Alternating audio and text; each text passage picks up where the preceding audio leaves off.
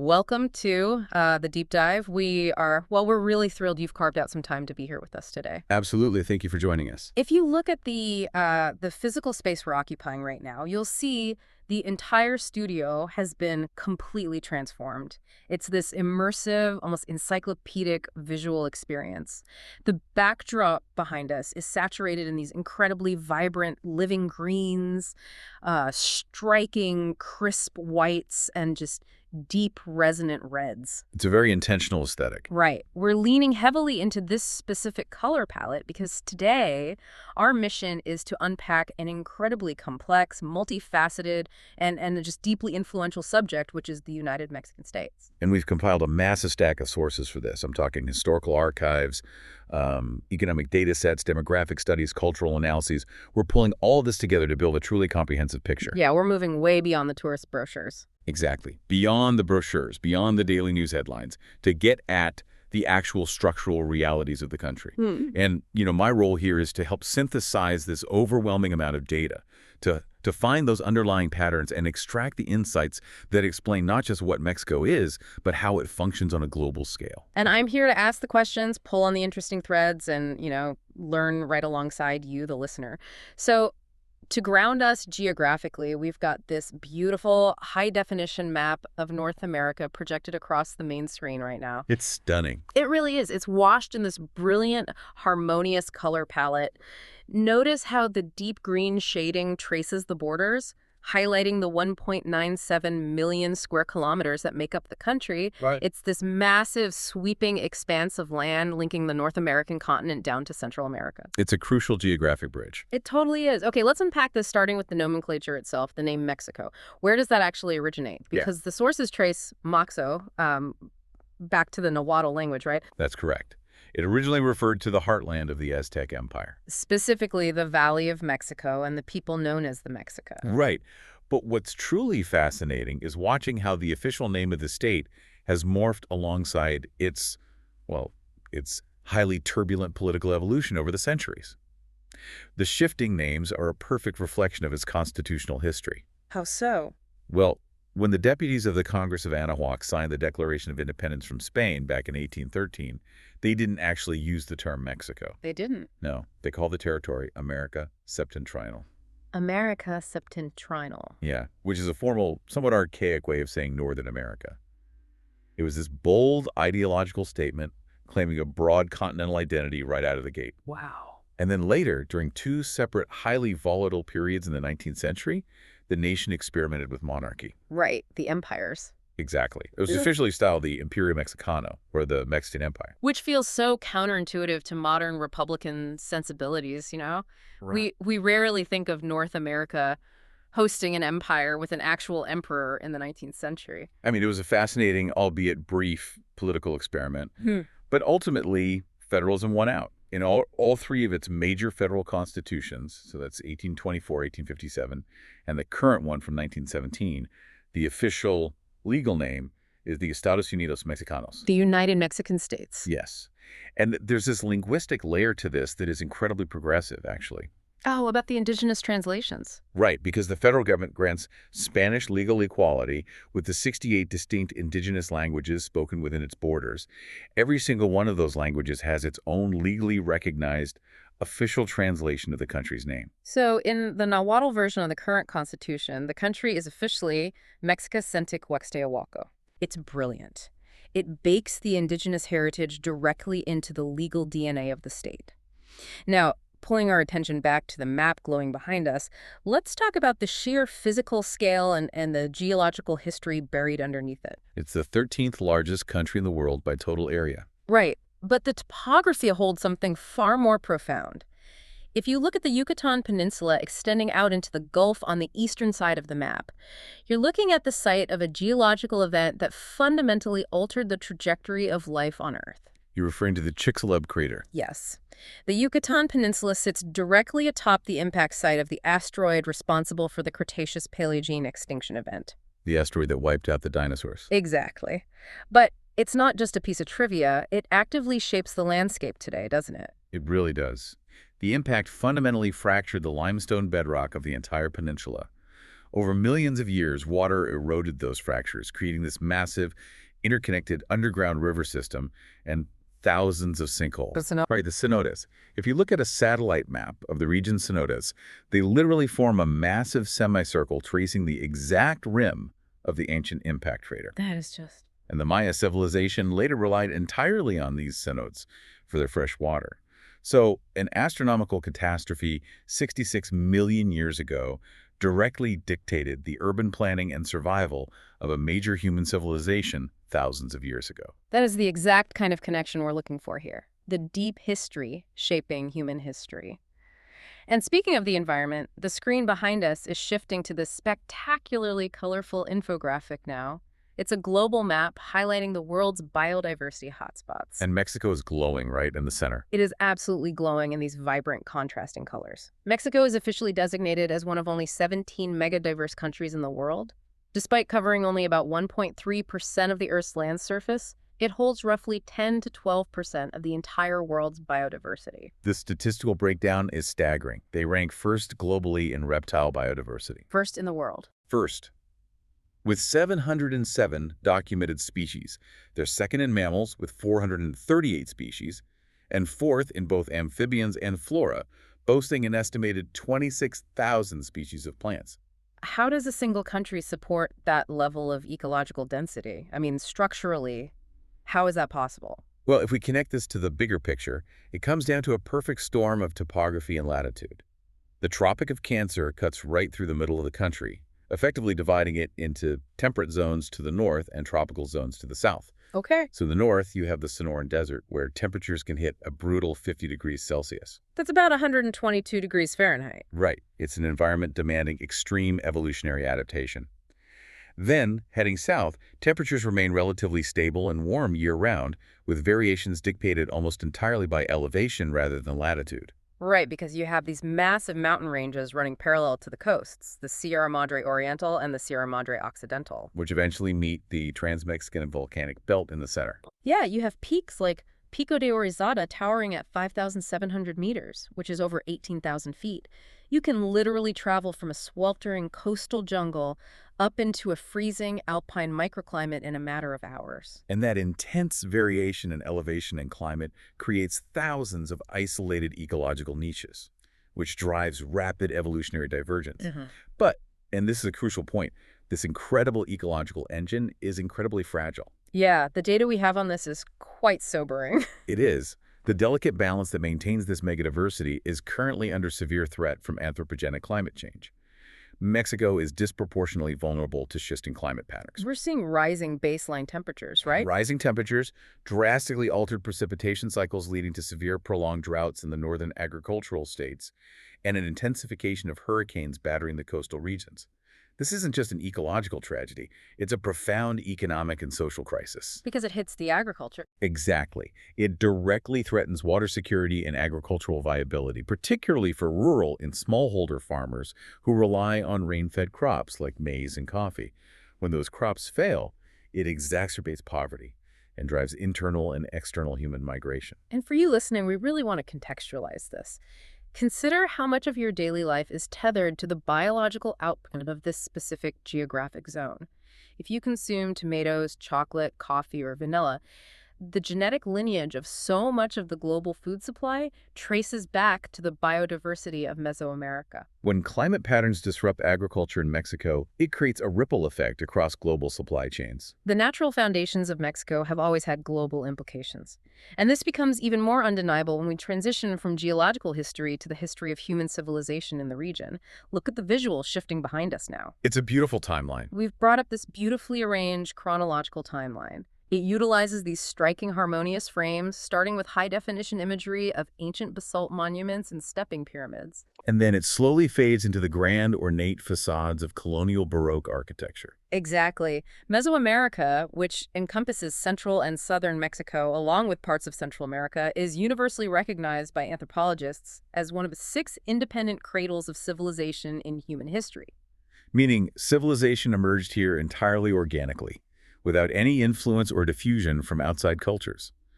Alongside Mesopotamia, ancient Egypt, the Indus Valley, China, and the Andes, Mesoamerica developed complex urban societies, distinct agricultural systems, and monumental architecture entirely on its own. The timeline is just packed with innovation. You have the Olmecs flourishing around 1500 BC on the Gulf Coast, carving those massive, iconic stone heads, Their cultural and religious frameworks acted as a blueprint that diffused throughout the region. setting the stage for the Maya, the Zapotecs, and later the Aztecs. But the data point that completely caught me off guard in our research was regarding the ancient city of Teotihuacan. Teotihuacan is a masterpiece of ancient urban planning. At its absolute peak, somewhere between 1 AD and 500 AD, Teotihuacan had a population of over 150,000 people. Massive. To put that in perspective, it was the sixth largest city in the entire world at the time. It was larger than ancient Rome during certain periods.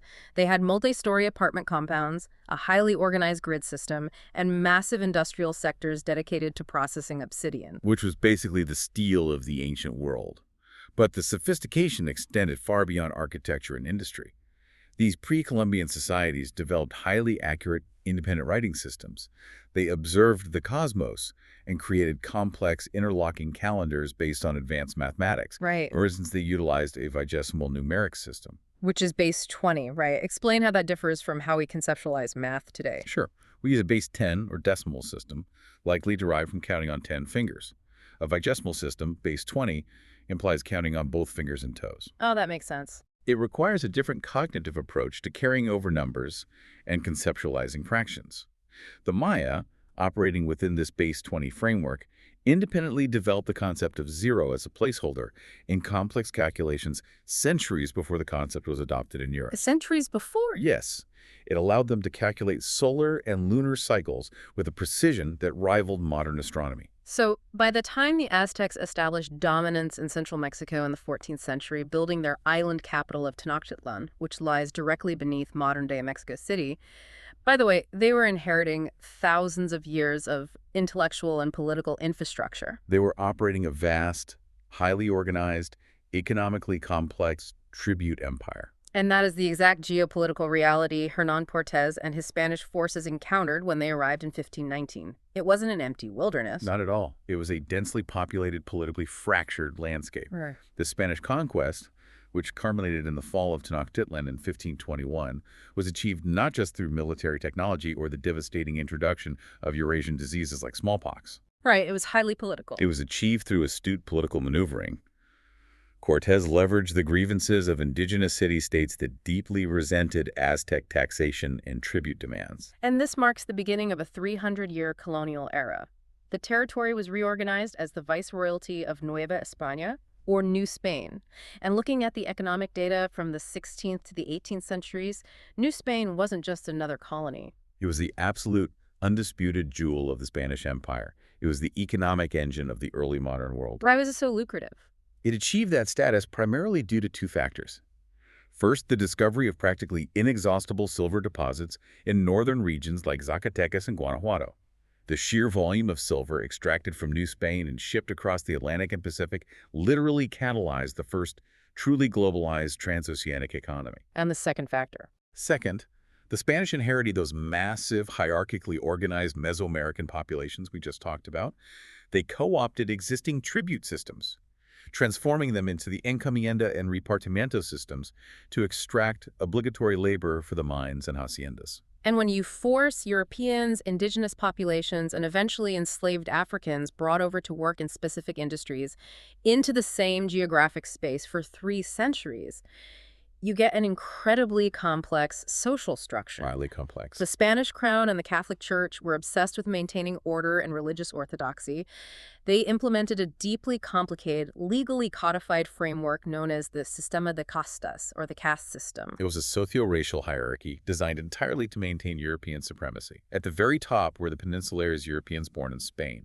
Just below them were the Criollos people of pure European descent born in the Americas. And then the mixed categories. Right. Then came a dizzying array of categorizations based on racial mixing. Mestizos, which meant European and indigenous. Mulattoes, European and African. And dozens of other highly specific subcategories, all of which dictated a person's legal rights, taxation levels, and social mobility. But despite the government's attempt to neatly categorize human beings, the reality on the ground was far more fluid, wasn't it? Much more fluid. Over 300 years, this intermingling birthed one of the largest, most vibrant multiracial populations on the planet. This demographic blending essentially created the foundation of modern Mexican identity. Which we'll definitely dive deeper into later. But that colonial hierarchy was fundamentally unstable. The Criollos, despite their immense wealth, resented being locked out of the highest political offices by the Peninsulares. Because they were born in the Americas, not Spain. Exactly. This resentment, combined with the Enlightenment ideas filtering in from Europe and the disruption of the Napoleonic Wars back in Spain, created the perfect powder keg for revolution. Which brings us to September 16th, 1810. A secular priest named Miguel Hidalgo y Costilla rings the church bell in the town of Dolores and delivers the Grito de Dolores. The cry of Dolores. Right. Urging his parishioners to take up arms against the bad government of the Peninsulares. That date is immortalized as Mexico's Independence Day. But the actual war for independence was a grueling, bloody, decade-long slog. And hidden within that conflict is a historical milestone that rarely gets the global attention it deserves. You're referring to the abolition of slavery. Exactly. Very early in the insurgent movement, around 1810, leaders like Hidalgo issued decrees abolishing slavery. But it was officially and permanently abolished at the national level in 1829 by President Vicente Guerrero. And Guerrero's personal history is fascinating. He was a former mule driver of Afro-Mestizo descent who rose through the ranks of the insurgency to become president. He abolished slavery decades before the United States fought a civil war over the exact same issue. It was a profoundly progressive legal maneuver. Though, to be totally objective, it was partly intended to deter American immigrants from bringing enslaved labor into the northern territory of Texas. Geopolitical strategy. Yes. But despite these progressive ideals, the first few decades of the newly independent Mexican state were characterized by near-total political and economic chaos. The timeline on our screen reflects this volatility perfectly. You see a dizzying rotation of presidents, military coups, and a brief disastrous experiment with an emperor, Agustín de Iturbide. The ideological schism between conservatives and liberals paralyzed the nation. Conservatives wanted a strong, centralized state, often with a European monarch, and sought to maintain the power of the Catholic Church and the military. Liberals wanted a federal, secular republic modeled somewhat on the United States. And this back and forth left the state perpetually bankrupt. Bankrupt, infrastructure crumbled, and the military was bloated and entirely self-serving. And when a nation is that internally fractured, it becomes incredibly vulnerable to external predators. The territorial losses during this period are staggering. If you look at the map behind us, we're animating the shifting borders.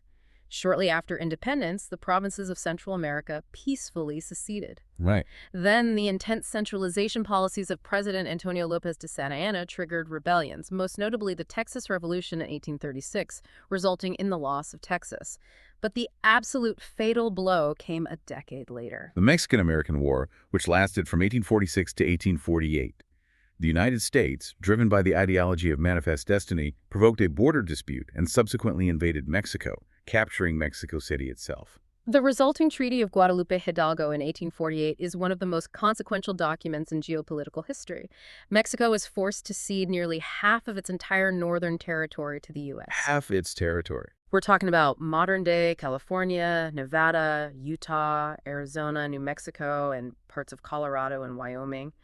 You can see the deep red section of the map just vanishing behind us. It completely redefined the balance of power in the Western Hemisphere. And the trauma of that loss eventually forced a period of intense internal reckoning.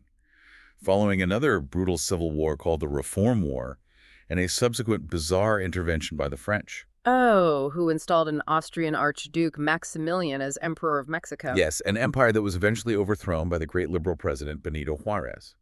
But by then, the country was just exhausted. It was desperate for stability. Here's where it gets really interesting, because the pendulum swings hard the other way.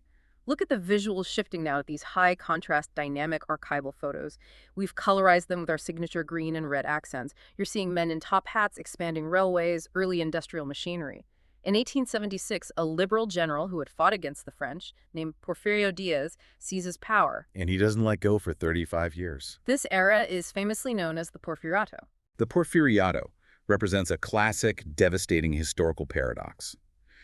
Diaz surrounded himself with a group of technocratic advisors known as the Cientificos, the scientists. They were heavily influenced by the French philosophy of positivism, pioneered by Auguste Comte. Let's define positivism for the context of 19th century Mexico. What did that actually look like in practice? Positivism essentially argues that society should be governed by the scientific method, logic, and empirical data, rather than theology or abstract ideology. The Scientificos adopted the motto, order and progress. To achieve progress, which they defined as rapid, European-style industrialization, they believed strict authoritarian order was a scientific necessity. And they achieved the progress part, on paper at least. Diaz aggressively courted foreign capital. British and American investors flooded in to build an extensive, massive railway network that finally connected the fractured regions of the country. They modernized mining, expanded telecommunications, and balanced the national budget. Mexico City was transformed with broad avenues and Parisian-style architecture. But the human cost of this positivist experiment was catastrophic. The modernization was built on a foundation of severe political suppression and the systemic theft of land. Right. The government passed laws allowing private companies to survey and claim unused lands, which in reality were communal indigenous lands that had been cultivated for centuries. Millions of peasants were forced off their ancestral lands and pushed into debt peonage on massive agricultural estates known as haciendas. It was essentially state-sponsored theft. It was. Indigenous groups that resisted, like the Yaqui in the north, were subjected to brutal military campaigns and forced relocation. The wealth inequality was grotesque. A tiny European-leaning elite controlled almost everything, while the vast majority of the country lived in abysmal poverty and illiteracy. It was a pressure cooker, and in 1910, the valve finally blew. The Mexican Revolution. Exactly. Diaz, who was practically in his 80s, gave an interview to an American journalist stating Mexico was ready for democracy and he wouldn't run again. But when a wealthy, idealistic landowner named Francisco I, Madero actually mounted a serious political challenge, Diaz panicked, rigged the election, and threw Madero in jail. Madero fled to Texas and issued the Plan of San Luis Potosi, calling for a nationwide armed uprising on November 20th, 1910. This ignited a decade of incredibly complex, multi-factional warfare. It wasn't a single unified revolution. It was a chaotic collision of different regional and ideological movements. You had legendary figures emerging. In the north, Pancho Villa led a massive mobile cavalry army, fighting for the rights of the working class and the cowboys. In the south, Emiliano Zapata led a peasant army with a singular, laser-focused demand: land reform. His motto was Tierra y Libertad, land and liberty. They weren't fighting for abstract democratic ideals. They wanted their stolen farms back. And the violence of this decade was apocalyptic. Out of a total population of roughly 15 million people, an estimated 900,000 died from combat, famine, and disease. It was a foundational trauma, but it fundamentally rewired the state. The most tangible result of the revolution was the drafting of the Constitution of 1917, which remains the supreme law of Mexico today. It was arguably the most socially advanced constitution in the world at the time, predating the Weimar Constitution and the Russian Soviet Constitution. It formally codified the demands of the various revolutionary factions. What made it so revolutionary? Well, Article 123 established radical labor rights, an 8-hour workday, minimum wage, and the right to strike. Article 27 asserted that all land and natural resources ultimately belonged to the nation, giving the state the power to expropriate private property for the public good. Which legally paved the way for massive land redistribution. Exactly. It also contained incredibly strict anti-clerical provisions, heavily restricting the power and property of the Catholic Church, which the revolutionaries viewed as an ally of the oppressive elite. But drafting a constitution is one thing. Governing a country traumatized by 10 years of civil war is another. How do you prevent the surviving revolutionary generals from just endlessly turning their guns on each other? You institutionalized the revolution. In 1929, under the guidance of President Plutarco Elias Calles, the various regional and military factions were folded into a single, massive political umbrella organization. This organization eventually evolved to the Institutional Revolutionary Party, universally known as the PRI. And this leads us to one of the most astonishing political realities of the 20th century. The PRI held absolute, uninterrupted control of the Mexican presidency, the legislature, and almost every state governorship for 71 years, from 1929 to the year 2000. The Nobel laureate Mario Vargas Llosa famously described the PRI regime as the perfect dictatorship. Because it wasn't a military junta. Exactly. It held regular elections, maintained a civilian government, and permitted a highly controlled opposition. But through a system of corporatism, where labor unions, peasant organizations, and professional guilds were all directly integrated into the party structure. Along with patronage, clientelism, and occasional electoral fraud, the PRI maintained an iron grip on the state machinery. And for a long time, the public accepted the arrangement because the PRI delivered incredible economic results.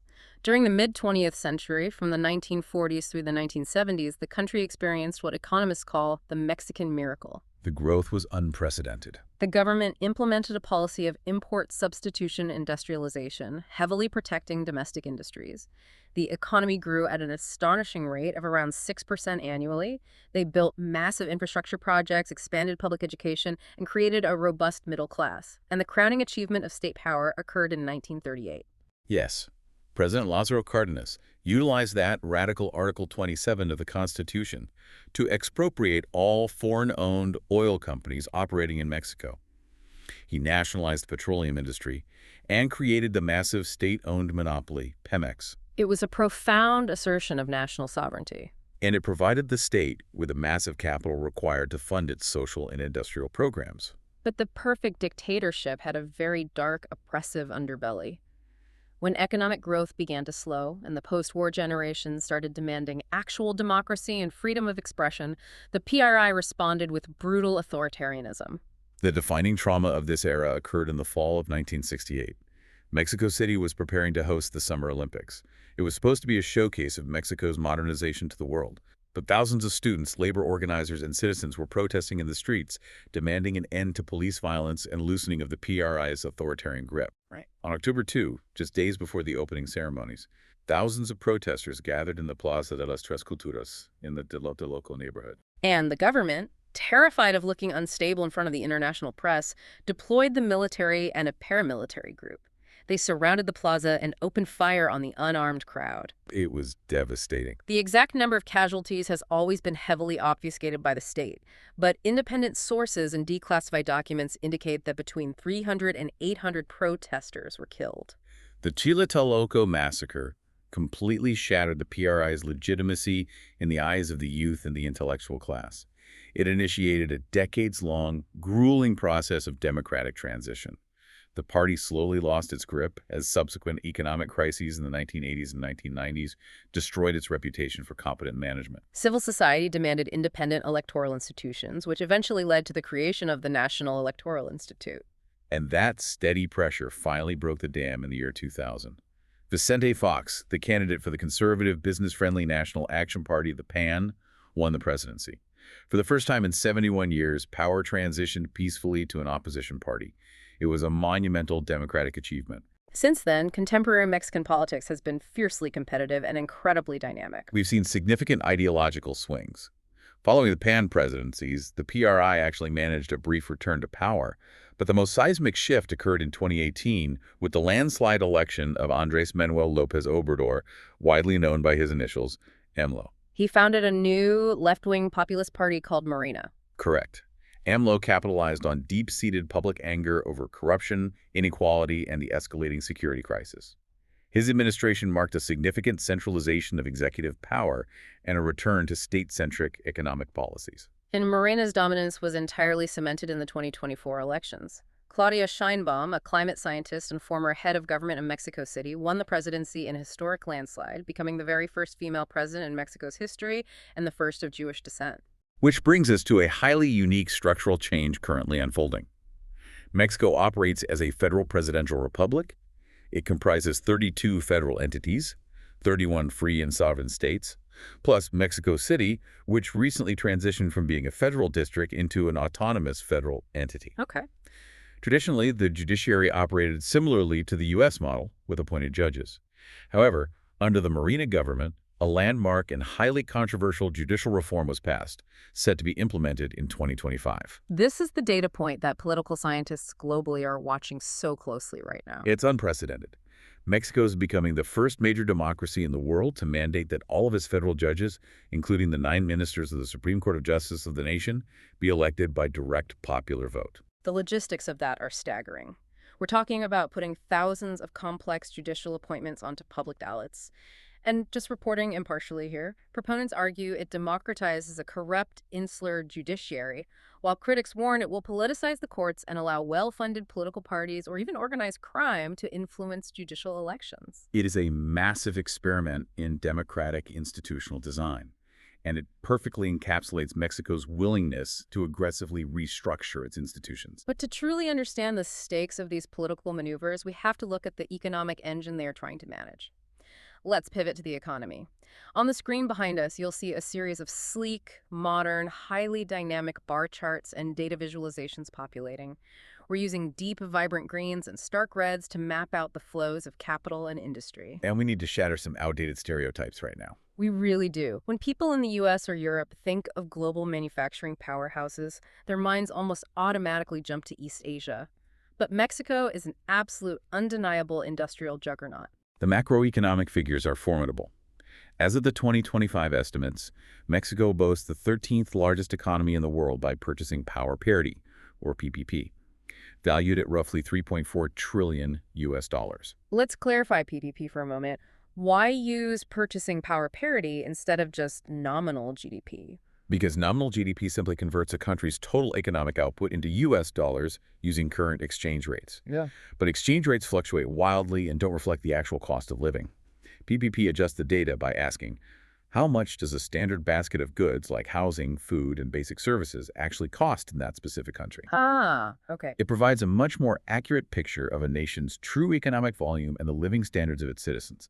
And by that metric, Mexico's economy is massive. And it's driven by highly complex, technologically advanced manufacturing. For instance, Mexico possesses the sixth largest electronics manufacturing industry globally, trailing only giants like China, the US, Japan, South Korea, and Taiwan. They export billions in flat-screen televisions, aerospace components, and medical devices. But where they absolutely dominate the hemisphere is automotive manufacturing. Mexico produces more automobiles than any other nation in North America. The integration with the US and Canadian markets, originally structured by NAFTA and currently operating under the USMCA trade agreement, is seamless and incredibly deep. It's not just final assembly, it's the entire supply chain. Right, the big three, legacy American automakers, General Motors, Ford, and Chrysler Stellantis, have had a major presence there since the 1930s. Volkswagen and Nissan established massive operations in the 1960s. And more recently, we've seen billion-dollar state-of-the-art facilities built by Kia, Audi, BMW, and Mercedes-Benz. I read a fascinating report about the automotive ecosystem in the state of Puebla. Surrounding the massive Volkswagen plant there, you don't just have one factory. You have a sprawling cluster of over 70 distinct industrial part makers, Tier 1, Tier 2, and Tier 3 suppliers, all operating in perfect, just-in-time logistical synchronization. It's a marvel of engineering. A single car part might cross the US-Mexico border half a dozen times during the manufacturing process before the final vehicle is rolled off the line. That level of industrial clustering requires highly skilled labor, robust infrastructure, and immense capital investment. It's a testament to the sophistication of the northern and central economic corridors. However, foreign direct investment and domestic manufacturing only tell half the economic story. Right. A shockingly vital pillar of the Mexican economy comes from outside its borders in the form of remittances. Remittances being the money sent back home by Mexican citizens working abroad, overwhelmingly from the United States. Exactly. And the scale of these financial transfers is difficult to comprehend. Following the economic disruptions of the 2008 global recession and the recent COVID-19 pandemic, remittance flows absolutely surged. By 2021, the total volume of remittances sent to Mexico surpassed all other sources of foreign income for the country. Wow. It brought in more foreign capital than foreign direct investment, more than tourism, and more than petroleum exports. That's incredible. What does that actually look like on the ground? It creates microeconomies. In many rural states like Michoacan, Oaxaca, or Zacatecas, entire towns are essentially sustained by wire transfers from construction workers in Texas or restaurant staff in Chicago. It funds local construction, pays for medical care, and capitalizes small local businesses. It's a massive, decentralized, grassroots economic lifeline. What's fascinating here, and frankly what's deeply troubling, is the profound paradox at the heart of the Mexican economy. We have this $3.4 trillion manufacturing powerhouse on one side, and on the other, crippling systemic inequality. The charts on our screen are illustrating this starkly. They really are. If you look at the nations comprising the OECD, the Organization for Economic Cooperation and Development, essentially a club of developed economies, Mexico suffers from the second highest degree of wealth inequality in the entire group, trailing only Chile. The disparity is structural and historical. Let's look at the distribution data. The bottom 10% of the income hierarchy in Mexico manages to access a mere 1.4% of the country's total economic resources. Conversely, the top 10% controls a staggering 36% of the wealth. The gap is huge.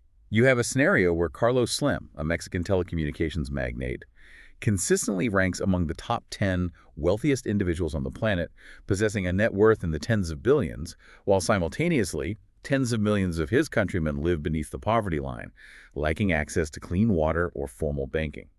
It effectively functions as a dual economy. You have areas like San Pedro Garza Garcia, a municipality in the metropolitan area of Monterrey in the north, which boasts living standards, corporate headquarters, and high-end retail that rival the wealthiest zip codes in the United States or Europe. And then you can travel to the rural highlands of Chiapas or Guerrero in the south, where subsistence agriculture is still the norm and state infrastructure is practically non-existent.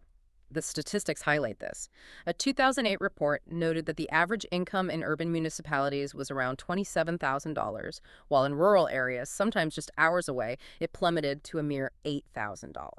However, it is crucial to recognize that recent political administrations have made aggressive, highly deliberate policy maneuvers to attempt to balance the scales and close this massive gap. Like the minimum wage changes. Exactly. Yeah. The radical restructuring of labor policy, specifically regarding the minimum wage. Yes, the minimum wage data is a perfect example of state intervention. For decades, the minimum wage in Mexico was intentionally kept artificially low by the government to attract foreign manufacturing. By 2018, the daily minimum wage was set at a paltry 88 pesos. Which is incredibly low. But under the recent administrations, that strategy was completely abandoned. The government implemented a series of aggressive consecutive hikes. By 2024, the general daily minimum wage had leapt to 248.93 pesos. And in the designated northern border-free zone, where the cost of living and integration with the U.S. economy is higher, it was raised to nearly 375 pesos a day. It represents a fundamental shift in economic philosophy. Rather than relying solely on trickle-down industrial growth, the state is actively forcing a redistribution of corporate profits back to the working class to stimulate domestic consumption. It's a massive, ongoing macroeconomic experiment. And to truly grasp the mechanics of this economy, you have to understand the people driving it. Let's shift our focus to the demographics, because the human geography of Mexico is just as complex and dynamic as its history. Looking at our screens, we've pulled up a highly detailed demographic heat map. The bright, distinct colors really illustrate the intense urban density pattern. Yes, and the staggering linguistic diversity spread across the terrain. Let's start with the macro figures. As of 2025, Mexico's population is estimated at over 131 million people. This firmly establishes it as the 10th most populous nation on Earth, and unequivocally the largest Spanish-speaking country in the world. And this massive population is overwhelmingly urban.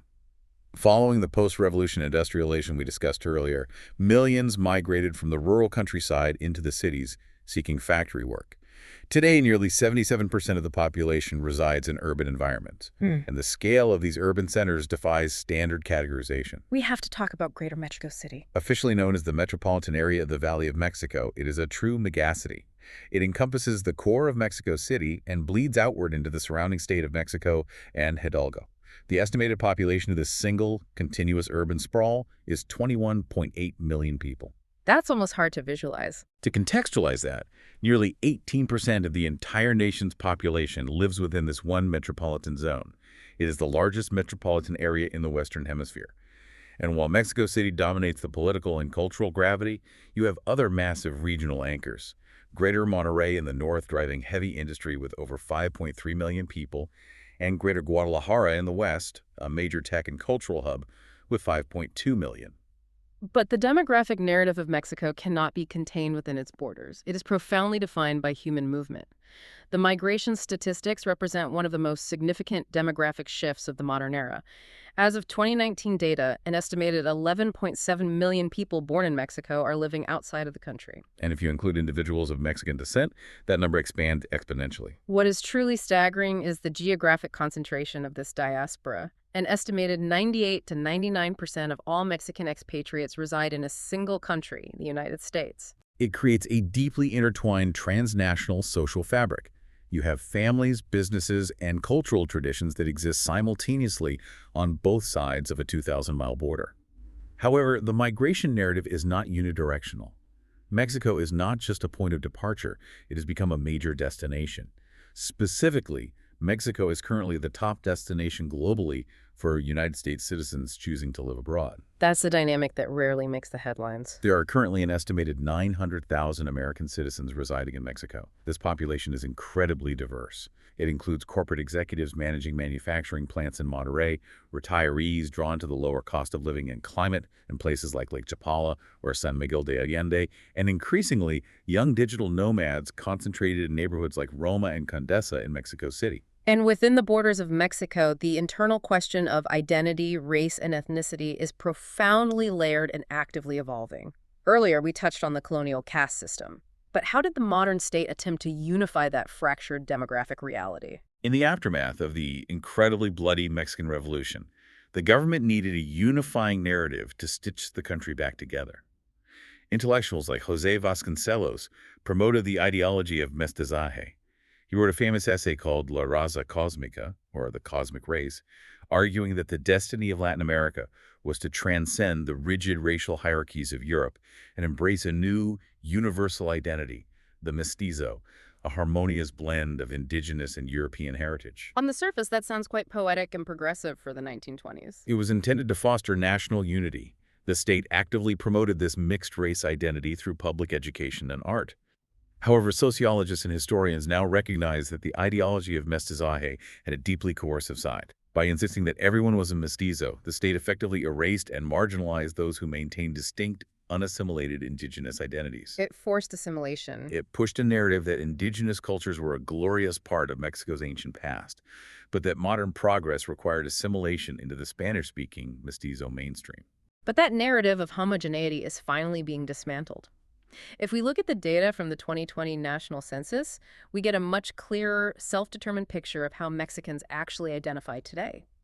The census revealed that 19.4% of the population self-identifies as indigenous. That is nearly a fifth of the population actively reclaiming their specific cultural heritage. Furthermore, there was a massive demographic blind spot regarding the African diaspora. For decades, academic and cultural movements fought to dispel the myth that the descendants of enslaved Africans brought over during the colonial era had completely vanished into the mestizo blend. And their efforts succeeded. In the 2020 census, for the first time, individuals could formally self-identify their racial heritage, and 2.04% of the population formally identified as Afro-Mexican or of African descent. It represents a profound, necessary reclamation of historical identity. And this incredible demographic diversity is arguably most vibrantly expressed through the linguistic landscape of the country. We mentioned earlier that Spanish is the de facto language of the state, but the linguistic wealth of Mexico is staggering. The federal government officially recognizes 68 distinct indigenous linguistic groups. And within those groups, linguists have identified 364 specific, mutually unintelligible varieties or dialects. Nahuatl, the language descended from the Aztec Empire, remains the most widely spoken, with over 1.7 million native speakers, primarily in central Mexico. Yucatec Maya is spoken daily by nearly 850,000 people on the peninsula. You have languages like Celtal, Tzotzil, Mixtec, and Zapotec, each boasting hundreds of thousands of active speakers. And there are legal protections for this, right? Yes, the government's General Law of Linguistic Rights explicitly elevates these to the status of national languages, valid for use in all public and government affairs. However, the reality on the ground often falls short of the legal ideal. Indigenous citizens still face massive systemic hurdles in actually accessing justice, healthcare, or education in their native tongues due to a lack of state translators and institutional support. The survival of these languages is a testament to cultural resilience. But the demographic map also contains these entirely unexpected, fascinating linguistic anomalies resulting from 19th and 20th century immigration. For example, in the northern states like Chihuahua, you have a thriving population of roughly 80,000 Mennonites. They run massive, highly productive agricultural communities, and their primary language is Plautdeutsch, or Low German. Yes, they migrated down from Canada in the 1920s, seeking religious freedom and exemption from public schooling. and they've maintained their linguistic and cultural isolation for a century. And then you have my absolute favorite demographic anomaly, the town of Chipilo, in the central state of Puebla. In the 1880s, President Porfirio Diaz wanted to modernize Mexican agriculture and, frankly, whiten the population, so he invited European immigrants. A group of farmers from the Veneto region of northern Italy settled in Puebla. And they kept the language. Today, there are around 2,500 people in Chipilo who still fluently speak the Venetian dialect of their ancestors. You can walk into a cafe in central Mexico and order in a dialect that would be perfectly understood in Venice. It's an incredible layering of human geography. And this concept of intense layering, of taking distinct historical elements and blending them into something entirely new, applies equally to the belief systems that govern daily life. Let's talk about religion. Mexico is overwhelmingly Catholic. The 2020 census data confirms that 77.8% of the population identifies as Roman Catholic. In absolute numbers, that makes Mexico the second largest Catholic community in the entire world, trailing only Brazil. But Mexican Catholicism is not a carbon copy of the Vatican's theology. It is defined by profound syncretism. Syncretism is the blending of distinct religious traditions into a new, unified system. When the Spanish friars attempted to evangelize the indigenous populations, they quickly realized that outright suppression was less effective than adaptation. They built Catholic churches directly on top of destroyed pyramids. They associated Catholic saints with corresponding indigenous deities. The ultimate symbol of this is the Virgin of Guadalupe. Yes, the basilica dedicated to her in Mexico City is one of the most visited Catholic pilgrimage sites in the world. But the site where she purportedly appeared in 1531, the Hill of Tepeyac, was the exact site of an ancient temple dedicated to the Aztec mother goddess, Tonantzin. The spiritual landscape is incredibly porous. You see traditional Catholic Mass taking place while indigenous healers perform cleansing rituals using copal incense and herbs right outside the church doors. You also have the presence of Santeria brought over by Cuban migrants, blending Yoruba beliefs with Catholicism. And, most notably in recent decades, the massive, explosive growth of the cult of Santa Muerte. The Holy Death. It's a skeletal folk saint, condemned by the official Catholic Church, but venerated by millions who feel marginalized by mainstream society, from working-class families to members of the cartel underworld. So what does this all mean? When you synthesize all of these elements, the staggering biodiversity, the deep, complex history of pre-Columbian empires and Spanish colonialism, the massive demographic scale, and the profound syncretism of its belief systems, what does that actually produce? It produces an absolute cultural juggernaut. Our visual environment is shifting once again. We're running a breathtaking, fast-paced montage across the screens now. You're seeing sweeping shots of monumental architecture, incredibly detailed, massive murals depicting historical struggles, and vibrant, mouth-watering close-ups of complex culinary techniques. Everything is saturated in our thematic palette of green, white, and red. Mexico's cultural footprint doesn't just reflect its own history, it actively shapes global aesthetics, media, and diets. Let's begin with the visual arts. In the aftermath of the Mexican Revolution, the new government faced a monumental challenge. How do you explain the ideals of a complex socialist revolution to a population that is largely illiterate? The Minister of Education, José Vasconcelos, turned to the walls. He commissioned a massive state-sponsored public art project that gave rise to the Mexican muralism movement. This is where you get the big three: Diego Rivera, David Alfaro Siqueiros, and José Clemente Orozco. These artists weren't painting delicate landscapes. They were painting massive, politically charged frescoes on the walls of public buildings, universities, and government palaces. They synthesized European painting techniques with pre-Columbian aesthetics to tell the brutal, glorious, and complex story of the Mexican people. They completely redefined public art in the 20th century. And operating alongside, but distinctly apart from that monumental political movement, you have Frida Kahlo. She turned the artistic lens entirely inward. Her highly personal, brutally honest, surrealist self-portraiture explored themes of chronic pain, indigenous identity, and female experience. She has transcended art history to become one of the most recognized and commodified cultural icons on the planet. And this spirit of profound artistic innovation extends directly into how the country builds its physical environment. Mexican architecture in the 20th century was a masterclass in blending the traditional with the avant-garde. The quintessential example is Luis Barragan. In 1980, he was awarded the Pritzker Prize, which is universally considered the Nobel Prize of Architecture. What made his style so revolutionary? Barragan rejected the cold, functionalist glass and steel boxes that dominated international modernism. Instead, he drew inspiration from the humble, rural vernacular architecture of Mexican villages and the massive walled convents of the colonial era. He utilized massive, solid plains of stucco painted in shocking, vibrant pinks, yellows, and blues. It's incredibly striking visually. He manipulated natural light, water, and minimalist geometry to create spaces that were deeply serene, almost monastic, yet undeniably modern. He proved that modernism didn't have to be sterile. It could be deeply emotional and culturally specific. We see that same global dominance in the realm of cinema. During the 1940s and 50s, while Europe and the US were consumed by World War II, Mexico experienced the golden age of its cinema.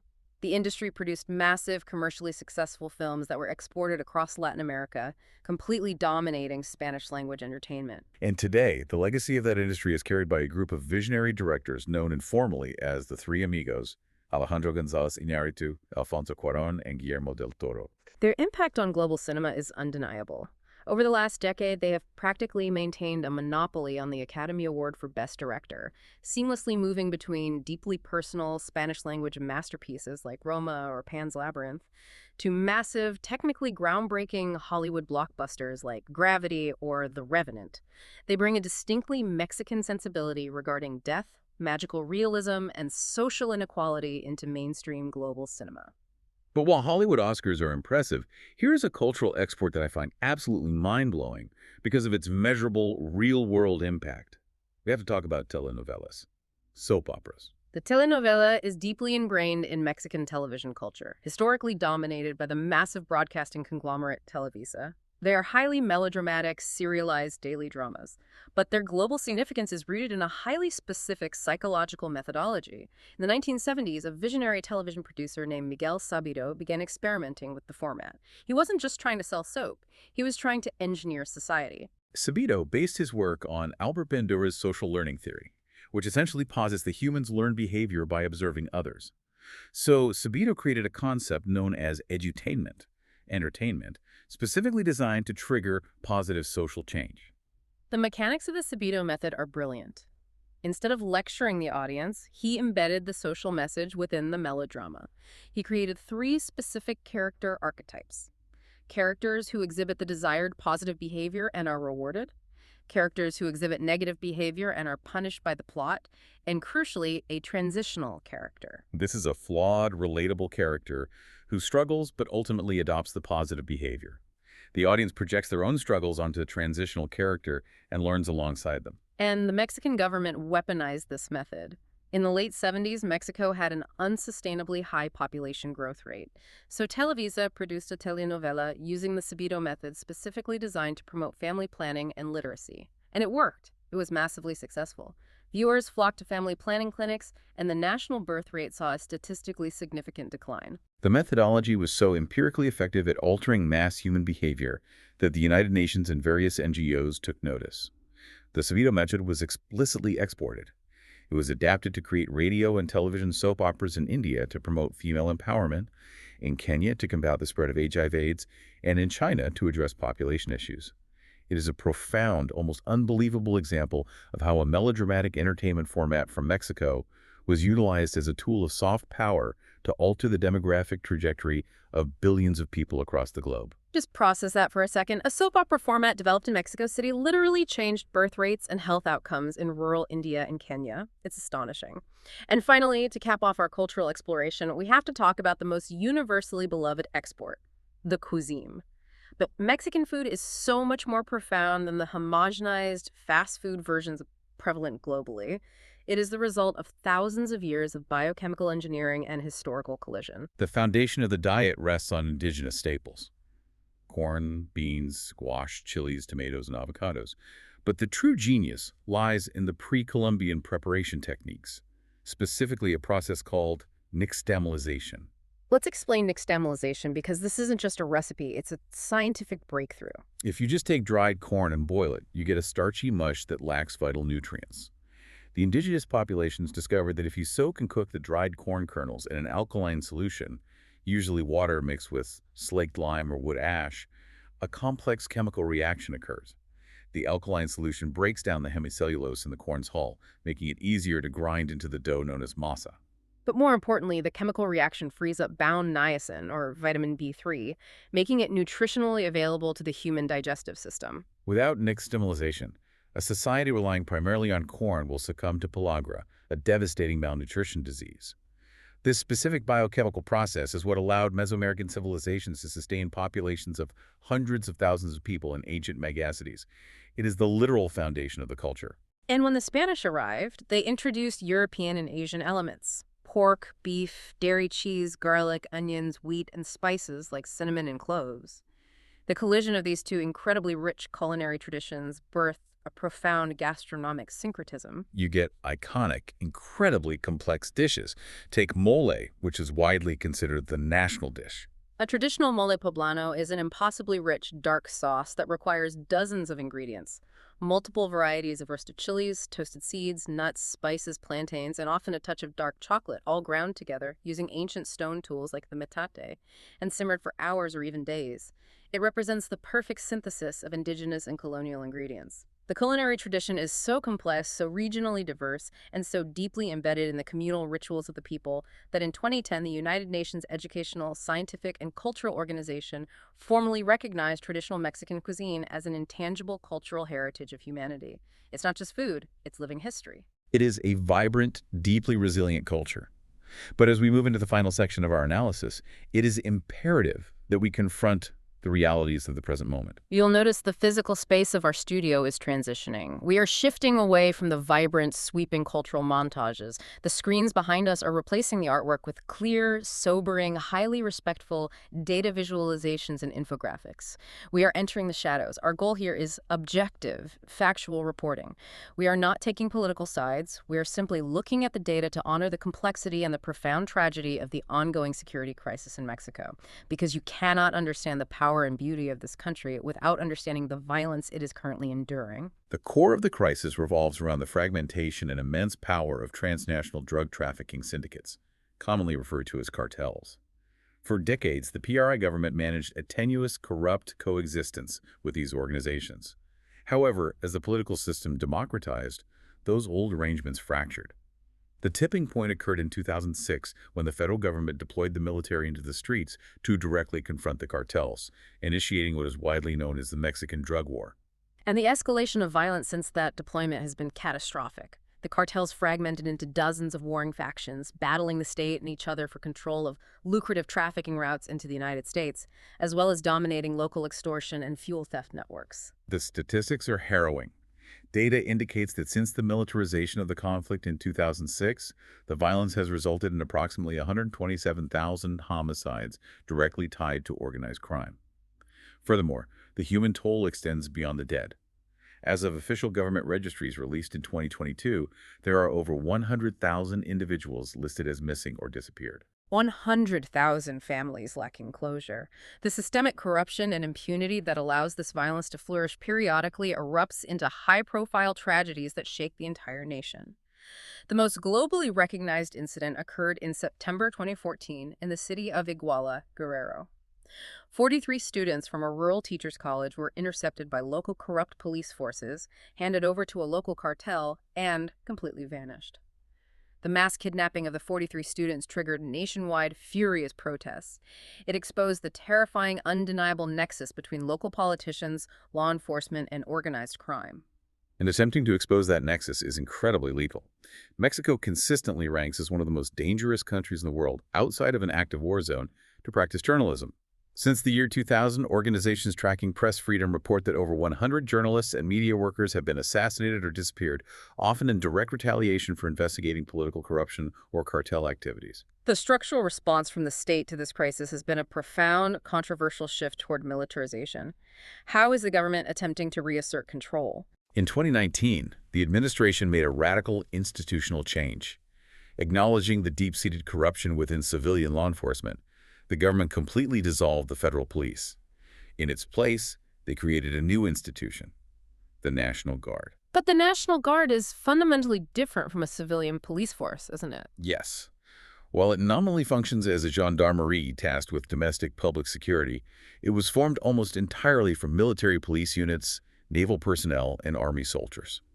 Furthermore, recent legislative pushes have explicitly placed the National Guard under the operational and administrative command of the Secretariat of National Defense, the military. This reflects the grim reality of the conflict.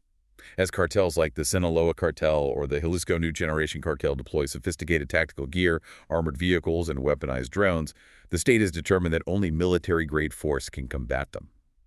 However, human rights organizations continually warn that utilizing military forces, trained for combat rather than constitutional law enforcement, inevitably leads to human rights abuses and further erodes civilian governance. It is a devastating, complex cycle. For you listening right now, we ask that you hold this grim reality in tension with everything else we have unpacked today.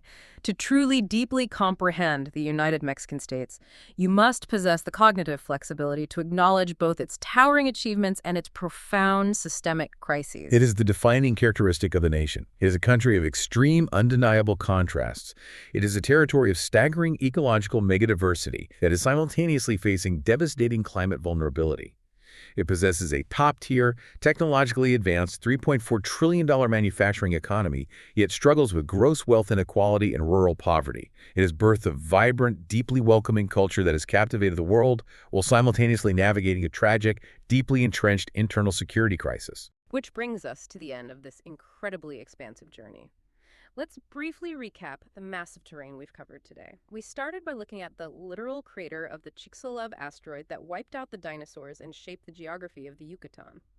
We walked through the rise of massive, mathematically advanced ancient empires like Teotihuacan. We examined the brutal collision of the Spanish conquest and the 300 years of New Spain that birthed an intricate, multiracial society through the caste system. We traced the turbulent road of independence, the abolition of slavery by an Afro-Mestizo president, the devastating loss of massive territories to the U.S., the bloody transformational Mexican Revolution, and the 71-year corporatist reign of the PRI. And we analyzed modern Mexico, a dynamic economic engine integrated into global supply chains, a demographic powerhouse of 130 million people with an incredibly diverse linguistic landscape, and a cultural juggernaut that has given the world everything from Pritzker-winning architecture and the Sabito method to UNESCO-recognized culinary chemistry, all while bravely facing the shadows of systemic violence and cartel conflict. On our screens, the graphics are settling.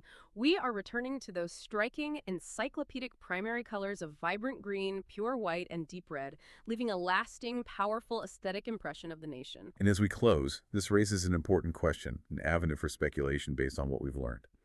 We spent time discussing how Mexico's cultural exports, specifically Miguel Sabito's edutainment methodology and telenovelas, were so potent that they literally altered the demographic trajectories and social behaviors of massive populations in India and China. Today, Mexico is undergoing highly unique, radical political experiments, most notably becoming the first major democracy to mandate the popular election of its entire federal judiciary, including its Supreme Court. Given the massive scale of the Mexican diaspora, its deep integration with the U.S. economy, and its proven historical capacity for influential experts, how might these radical internal political shifts, these new models of populism and institutional restructuring, become the next great export that fundamentally alters the political landscape of other democracies around the world? It's a fascinating, provocative thought to leave you mulling over. A massive thank you to you, our listener, for dedicating your time to join us on this deep dive.